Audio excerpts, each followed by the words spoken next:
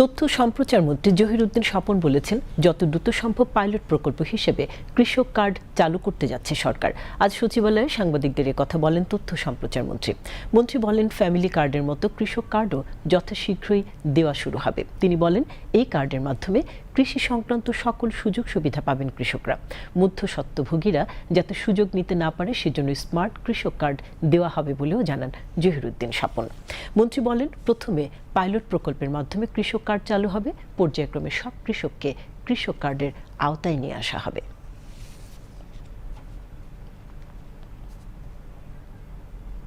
আমাদের মাননীয় প্রধানমন্ত্রীর নির্দেশ এবং তার পরামর্শ হচ্ছে যত দ্রুত সম্ভব এটা করা যায়। এই কার্ডটা পেলে একজন কৃষকের উৎপাদনের সঙ্গে সংশ্লিষ্ট সকল ধরনের সুযোগ সুবিধাই তিনি পাবেন। যেমন ধরেন, তাকে আপনার কৃষি জ্ঞান, কৃষি যন্ত্রপাতি সহজলভ্য করা, তাকে আপনার সার, কীটনাশক, বীজ, অল কৃষি উপকরণ, যে কোনো ধরনের সহযোগিতা তাকে করা।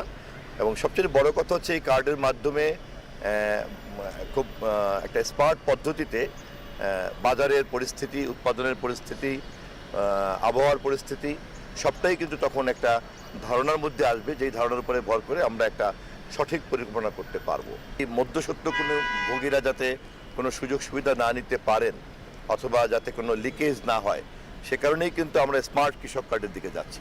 পরিসংখ্যানে যত কৃষক উল্লেখ আছে, অবশ্যই পাইলট প্রজেক্ট তো সবাইকে নিতে পারবো না। পাইলট প্রজেক্টের মাধ্যমে আমরা ধীরে ধীরে শুরু করব।